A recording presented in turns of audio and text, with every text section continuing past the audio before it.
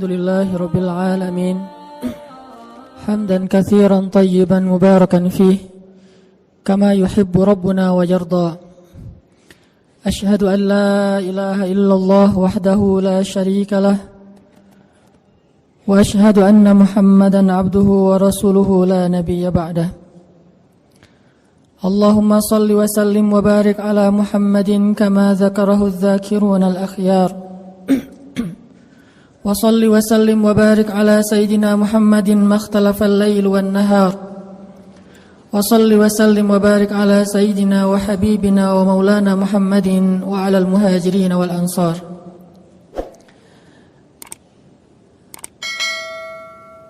عباد الله أوصيكم ونفسي بتقوى الله وتزودوا فإن خير الزاد التقوى اتقوا الله حق تقاته ولا تموتن إلا وأنتم مسلمون واعلموا أن أكرمكم عند الله أتقاكم فاتقوا الله ما استطعتم قال الله تعالى في القرآن الكريم أعوذ بالله من الشيطان الرجيم بسم الله الرحمن الرحيم يا أيها الذين آمنوا لا يحل لكم أن ترثوا النساء كرها ولا تعضلوهن لتذهبوا ببعض ما آتيتموهن إلا أن يأتين بفاحشة مبينة وعاشروهن بالمعروف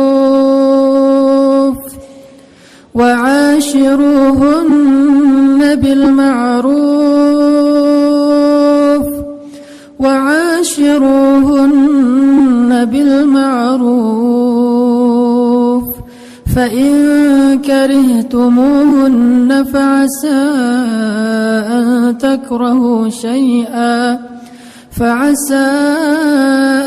تكرهوا شيئا ويجعل الله فيه خيرا كثيرا صدق الله العظيم. Jamaah Jumat yang dirahmati Allah Subhanahu wa taala. Pada kesempatan Jumat ini marilah kita merenungkan firman Allah Subhanahu wa taala di dalam surat An-Nisa ayat 19. Satu di antara sekian banyak ayat yang mengajarkan kita bagaimana meningkatkan ketakwaan kepada Allah Subhanahu wa taala. Pada kesempatan ini kita akan mengangkat sebuah tema yang penting sekali bagi kita semuanya.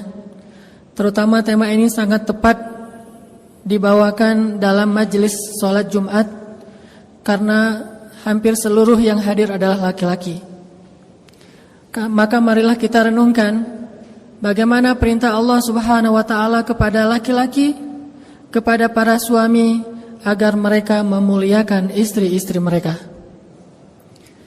Karena sesungguhnya banyak dari laki-laki kaum muslimin, kita yang mengaku sebagai umat Nabi sallallahu alaihi wasallam, yang belajar tentang hadis-hadis Nabi sallallahu alaihi wasallam, tetapi banyak dari kita yang kadang lalai dan melupakan tentang bab kebaikan seorang suami kepada istrinya, padahal Rasulullah sallallahu alaihi wasallam adalah yang paling baik terhadap istrinya. Jamaah Jumat yang dirahmati Allah, sesungguhnya berbuat baik kepada istri itu adalah perintah Allah Subhanahu wa taala di dalam Al-Qur'an. Wa'ashiruhunna bil ma'ruf. Dan perintah ini bermakna wajib, yang artinya tidak boleh seorang suami tidak memperlakukan istrinya dengan baik. Wajib fardu ain bagi setiap suami itu untuk memperlakukan istrinya dengan baik dan memuliakannya. Wa'ashiruhunna bil ma'ruf. Perlakukanlah, bergaullah dengan istri kalian dengan cara yang baik. Ditambah lagi bahwa berbuat baik kepada istri itu juga termasuk di antara perintah dan anjuran dari Rasulullah sallallahu alaihi wasallam. Khairukum khairukum li ahlikum wa ana khairukum li ahli. Dalam riwayat yang lain, khiyarukum li ahlikum wa ana khiyarukum li ahli. Sebaik-baik kalian wahai laki-laki adalah yang paling baik terhadap istrinya, dan saya adalah yang paling baik terhadap istri saya di antara kalian. Artinya, kebaikan seorang laki-laki itu tidak dilihat hanya di luar rumah. Bahkan kadang kebaikannya di luar rumah kepada tetangganya, kepada temannya, kepada sahabatnya, kepada partner bisnisnya, itu hanyalah kebaikan yang sifatnya basa-basi dan ria'an nas. Sedangkan kebaikan sejati itu terlihat di dalam rumahnya. Bagaimana dia memperlakukan orang yang berada di dalam atap rumahnya, istrinya, anaknya, pembantunya, dan orang-orang yang menjadi tanggung jawabnya. Khairukum li ahlikum. Maka jangan dulu kita mentazkiyah diri kita, menyimpulkan bahwa diri kita sudah baik karena banyak membantu orang lain. Bagaimana pendapat istri kita tentang kita? Apakah ketika istri kita menjawab dengan jujur kepada orang lain tentang suaminya, dia akan mengatakan kita adalah sebaik-baik suami? Sebagaimana seorang sahabiat menikah dengan 3 orang laki-laki yang 3-tiganya ahli surga. Dan sahabiat ini juga disebut sebagai ahli surga. Namanya Asma bintu Umais. Asma bintu Umais pernah menikah dengan Ja'far bin Abi Thalib, dan dia mengatakan Ja'far itu sebaik-baik suami. Setelah Ja'far syahid, dia menikah dengan Abu Bakar As-Siddiq, dan dia mengatakan Abu Bakar itu sebaik-baik suami. Setelah Abu Bakar wafat, dia menikah dengan Ali bin Abi Thalib, dan dia mengatakan Ali adalah sebaik-baik suami. Apa pendapat istri kita tentang kita? Itulah penilaian yang paling jujur dan paling objektif yang dikatakan oleh Nabi. Sebaik-baik kalian adalah yang paling baik terhadap istrinya, bukan yang paling baik terhadap orang lain. Lihat di dalam rumah tangganya terlebih dahulu. Dan Nabi SAW kemudian juga mengajarkan, aku adalah yang paling baik di antara kalian kepada istriku. Artinya, kalau kalian ingin menjadi orang yang baik kepada istri kalian, belajarlah dari Rasulullah SAW. Karena sesungguhnya Rasulullah la'ala khuluqin azim, berada dalam akhlak yang paling istimewa dan paling agung. Sehingga ketika Allah berfirman, wa'ashiruhunna bil ma'ruf, wahai para laki-laki, pergaulilah istri kalian dengan cara yang ma'ruf, dengan cara yang baik. Lalu kita bertanya, ya Rabb, bagaimana cara kami mempergauli istri kami dengan cara yang baik? Maka Nabi menjawab, contohlah kepadaku. Contohilah Rasulullah dalam memperlakukan istri beliau. Sesungguhnya beliau sebaik-baik teladan dan contoh bagi orang yang beriman. Ada beberapa kisah tentang bagaimana sabarnya Rasulullah terhadap istrinya. Karena dari semua kebaikan suami kepada istri, ada satu kata kunci yang mencakup semua kebaikan suami kepada istri adalah sabar. Menjadi suami yang dermawan butuh kesabaran. Menjadi suami yang penyayang butuh kesabaran. Menjadi suami yang mampu bersabar dalam mendidik atau baik dalam mendidik juga butuh kesabaran. Mungkin salah satu kata kunci untuk menjadi baik kepada istri itu adalah memiliki sifat sabar di atas rata-rata. Ada seorang sahabat bertanya kepada Rasulullah SAW, ya Rasulullah, berapa kali harusnya seorang suami bersabar terhadap gangguan istrinya dalam satu hari? Berapa kali idealnya seorang suami bersabar terhadap istrinya dalam satu hari? Mungkin kata-kata istrinya, mungkin sikap istrinya, mungkin raut wajah istrinya, mungkin ketidaktaatan istrinya, mungkin bantahan istrinya, mungkin. Berapa kali idealnya seorang suami yang saleh, suami yang beriman, bersabar terhadap kekurangan istrinya dalam satu hari? Maka Rasulullah SAW menjawab 70 kali. Pertanyaannya, sudah berapa kali dalam sehari kita mendapatkan rasa tidak nyaman dari istri kita? Apakah kita menghitung sampai 70 kali? Seandainya belum 70 kali, maka Nabi seolah-olah mengatakan harus sabar. Ya Rasul, sudah 30 kali, sabar. Ya Rasul, sudah 40 kali, sabar. Sampai 71, maka baru kita boleh mengambil tindakan-tindakan yang diajarkan di dalam surat An-Nisa. Maka kesabaran yang baik, sabran jamila, sabar yang indah yang diajarkan di dalam Al-Quran, kalau dalam bab suami istri adalah bersabar sebanyak 70 kali dalam sehari terhadap kekurangan dan gangguan istri kepada suami. Banyak suami yang ketika istrinya sekali membuat dia tidak nyaman, dia langsung menjudge bahwa istrinya ini istri durhaka, bahwa istrinya ini tidak taat kepada suami, bahwa istrinya begini dan begitu. Dan yang lebih parah lagi, terlalu mudah mengeluarkan kalimat saya talak kamu, atau kamu pulang kepada orang tuamu, dan seterusnya. Padahal dia belum merasakan kesabaran sampai 70 kali dalam sehari. Dan tidak usah 70 kali, bahkan mungkin 10 kali pun tidak dalam sehari. Lihat bagaimana kesabaran Rasulullah SAW terhadap istrinya. Ada banyak kisah. Salah satunya kisah ketika suatu hari Aisyah ngambek kepada Rasul, marah kepada Rasul. Karena marah kepada Rasul, dan tidak disebutkan dalam cerita itu kenapa marah, tapi kita husnuzon, Rasulullah SAW orang yang mulia, Aisyah juga orang yang baik, mungkin ada kesalahpahaman atau cemburu. Akhirnya Aisyah marah kepada Rasul, saking marahnya Aisyah minta untuk diizinkan pulang ke rumah ayahnya, ke rumah Abu Bakar As-Siddiq. Dia ingin mengadukan masalahnya kepada ayahnya, yaitu Abu Bakar As-Siddiq. Kemudian Nabi mengatakan, ya Aisyah, kalau gitu saya temani malam-malam. Akhirnya Rasulullah menemani Aisyah, mengantarkan Aisyah ke rumah Abu Bakar. Sampai di rumah Abu Bakar, Rasulullah, Aisyah, Abu Bakar duduk dalam satu ruangan. Kemudian Abu Bakar bertanya, ada apa ya Rasulullah, ada apa ya Aisyah, apa yang bisa saya bantu? Aisyah dan Rasulullah diam. Kemudian Rasulullah bertanya kepada Aisyah, ya Aisyah, boleh saya ngomong lebih dulu? Bayangin seorang Rasul, seorang teladan umat ini, sebaik-baik manusia, bahkan pemimpinnya para anbiya dan rusul, bertanya kepada istrinya, ya Aisyah, bolehkah saya ngomong lebih dulu? Bagaimana Rasulullah memuliakan istrinya? Lalu siapa kita yang merasa lebih mulia daripada Rasulullah untuk malu bertanya hal yang sama kepada istri kita? Apakah dengan melakukan itu kita akan menjadi rendah? Sesungguhnya tidaklah seseorang merendahkan dirinya karena Allah, kecuali Allah akan meninggikan derajatnya. Rasulullah bertanya, ya Aisyah, boleh saya ngomong lebih dulu? Lalu Aisyah mengatakan, boleh, dengan syarat jangan katakan kecuali kebenaran. Kata Aisyah, boleh, dengan syarat jangan katakan kecuali kebenaran. Siapa Rasulullah? Siapa orang yang dia katakan itu? Rasulullah, yang tidak pernah berkata kecuali kebenaran. Al-Amin, As-Sadiqul Masduq, orang yang benar dan dipercayai, orang yang diamanah, yang langit saja percaya kepada dia, apalagi bumi. Tapi Aisyah mengatakan, jangan katakan kecuali kebenaran. Kalimat ini membuat Abu Bakar merasa sangat kecewa kepada Aisyah dan malu kepada Rasulullah, sehingga akhirnya Abu Bakar memarahi Aisyah. Ya Aisyah, bagaimana kamu mengatakan hal demikian kepada orang yang Allah saja percaya kepada dia, dan dia tidak pernah mengatakan kebohongan? Apakah kamu berpikir Rasulullah akan berbohong?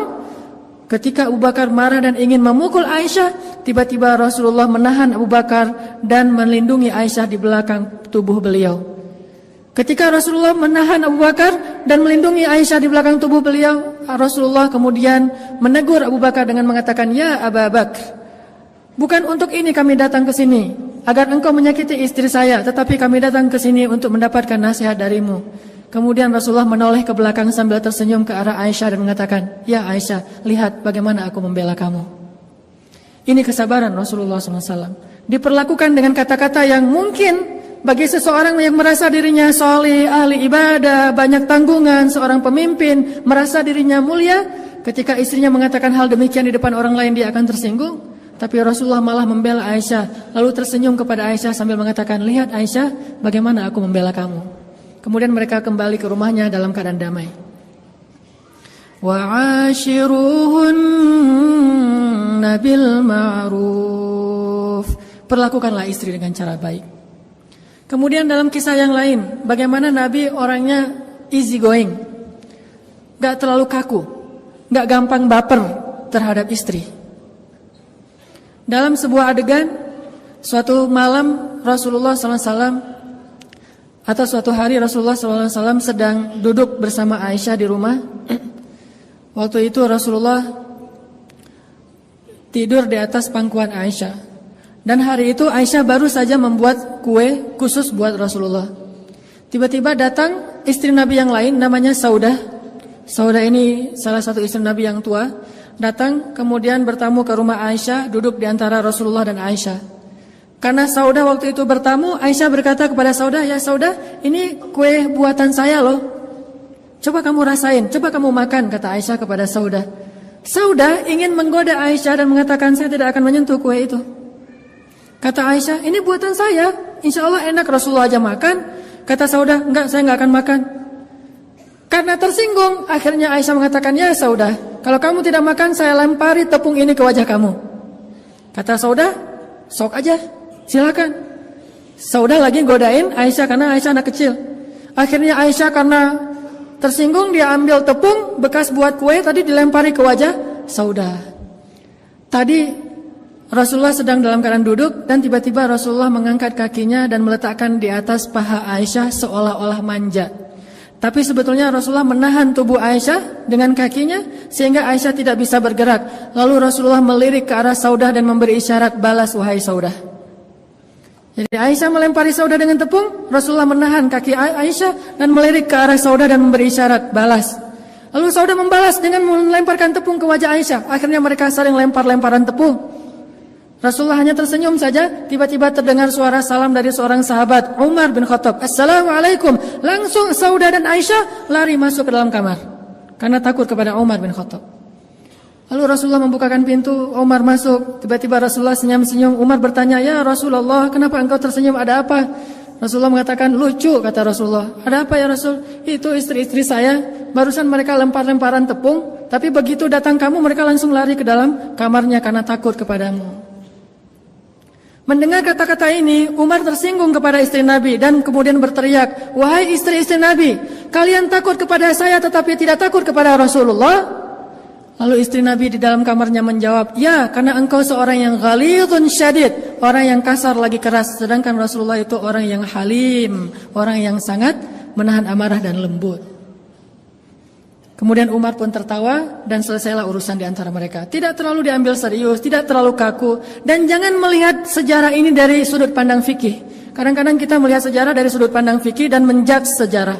Di antara contoh menjudge sejarah itu kita akan bertanya, lah itu kan tepung jadi mubazir. Bukankah kita tidak melihat adegan aslinya? Mungkin saja tepung itu masih bisa dikumpulkan lagi dan dipakai untuk membuat kue yang berikutnya. Jadi jangan menjudge sejarah karena kita tidak menyaksikan sejarah. Ambil saja hikmah dan mau'izahnya. Sesungguhnya Rasulullah bersabar dan salah satu cara Rasulullah sabar, Rasulullah enggak gampang baper terhadap istrinya, baik kata-kata, sikap dan seterusnya, sehingga beliau tetap wa'ashiruhunna bil ma'ruf. Barakallahu li wa lakum.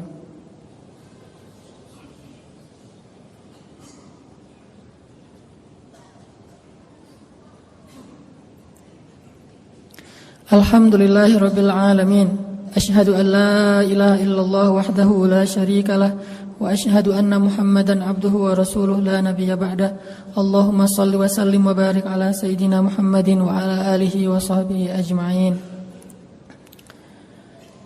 قال الله تعالى في القرآن الكريم ولا تنسوا الفضل بينكم.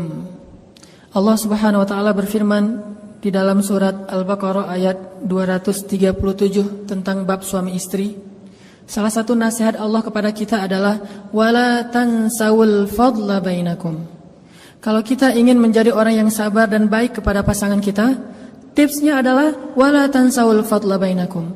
Janganlah kalian melupakan kebaikan di antara kalian. Artinya, ketika kita dalam keadaan tidak nyaman, ketika kita agak merasa kecewa kepada pasangan kita, maka janganlah terlalu fokus kepada kesalahan itu. Berusahalah melihat kebaikan-kebaikannya yang jauh lebih banyak selama ini. Kalaupun kita tidak suka terhadap satu hal pada diri pasangan kita, kata Allah, fa in karihtumuhunna fa'asa an takrahu syai'an فَعَسَىٰ أَن تَكْرَهُوا شَيْئًا وَيَجْعَلَ اللَّهُ فِيهِ خَيْرًا كَثِيرًا. Kalau kalian tidak suka terhadap istri kalian dalam satu hal, bisa jadi yang tidak kalian sukai itu Allah jadikan padanya kebaikan yang sangat banyak. Ini Allah yang mengatakan demikian. Mungkin kita tidak suka dalam satu hal dari istri kita karena tidak ada manusia yang sempurna. Fala tuzakku anfusakum. Jangan pernah menganggap ada manusia sempurna. Karena kadang kita berpikir, oh perempuan ini ada kesalahan di sini, saya akan cari perempuan lain yang lebih sempurna. Tidak ada perempuan yang sempurna kecuali 4 orang saja. Asia istri Fir'aun, Maryam anaknya Imran, Khadijah istri Rasulullah, dan Fatimah anaknya Rasulullah SAW. Selain 4 orang ini, tidak ada yang sempurna, termasuk Aisyah. Walaupun Aisyah keistimewaannya adalah seperti garam dalam makanan, seperti bumbu dalam masakan, tetapi bukan perempuan sempurna. Begitu juga dengan pasangan kita, dia bukan perempuan sempurna. Karena kalau kita hanya melihat ketidaksempurnaannya, maka kita akan larut dalam kekecewaan dan akhirnya kita akan berputus asa dalam rumah tangga. Sehingga Allah mengatakan wala tansaul fadla bainakum. Ingat kebaikannya. Ingat hal-hal yang menyenangkan dari dia. Ingat hal-hal yang luar biasa pada dirinya, yang mungkin kamu tidak akan mendapatkan itu dari orang lain. Dengan demikian, insya Allah kita akan menjadi orang yang sabar. Dan terakhir, satu lagi tips. Kalau kita punya masalah dengan pasangan kita, nasihati diri kita, jangan mencari nasihat untuk dia. Yang paling sering adalah, kalau kita punya masalah dengan pasangan kita, kita akan googling, kita akan browsing, kita akan tanya kepada seorang ustadz, nasihat untuk kita sampaikan kepada pasangan kita. Ini nggak fair. Harusnya kita googling, nasihat untuk diri kita sendiri. Kita browsing, nasihat untuk diri kita sendiri. Kita datang kepada seorang ustadz, ya ustadz, nasihati saya untuk menjadi suami yang baik, suami yang sabar. Bukan ya ustadz, tolong beri saya hadis-hadis tentang istri yang solehah. Kita cari nasihat buat diri kita sendiri, bukan mencari nasihat untuk kita share, kita forward, kita broadcast kepada pasangan kita. Itu tidak akan menyelesaikan masalah. Makanya begitu ada masalah di antara kita dengan pasangan, langsung browsing hadis-hadis suami yang penyabar. Langsung konsultasi dengan ustadz. Ustadz, ajarkan saya menjadi seorang suami yang penyabar, menahan amarah. Dengan demikian Allah akan melapangkan dada kita. Jadi minta nasihat untuk diri, bukan minta nasihat untuk orang lain. Mudah-mudahan ini akan memperbaiki hubungan kita dengan pasangan kita, karena itu salah satu di antara cikal bakal peradaban. Dengan mulai mengislah diri kita, kemudian mentakwin, membentuk usrah atau keluarga kita, maka insya Allah dari situ kita akan bisa membimbing masyarakat kita. Allahumma ighfir lana walil muslimin, Allahumma ighfir lana wali walidayna warhamhuma kama rabbayana shighara.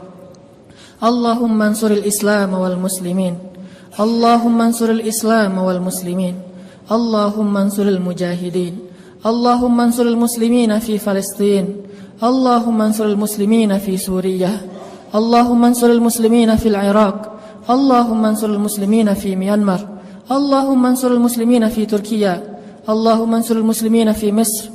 Allahumma inna nas'aluka an tuharriral masjidal aqsal mubarak min aidil yahud, أن تحرر المسجد الأقصى المبارك من أيدي الغاصبين. اللهم انصر المجاهدين ووحد صفوفهم وسدد رميهم واشفي جرحاهم وارحم أمواتهم وشهداءهم. اللهم اشفي صدور المسلمين. ربنا آتنا من لدنك رحمة وهيئ لنا من أمرنا رشدا واجعل لنا من كل ضيق مخرجا ومن كل هم فرجا ومن كل عسر يسرا. ربنا هب لنا من الصالحين، ربنا هب لنا من أزواجنا وذرياتنا قرة أعين واجعلنا للمتقين إماما. ربنا آتنا في الدنيا حسنة وفي الآخرة حسنة وقنا عذاب النار.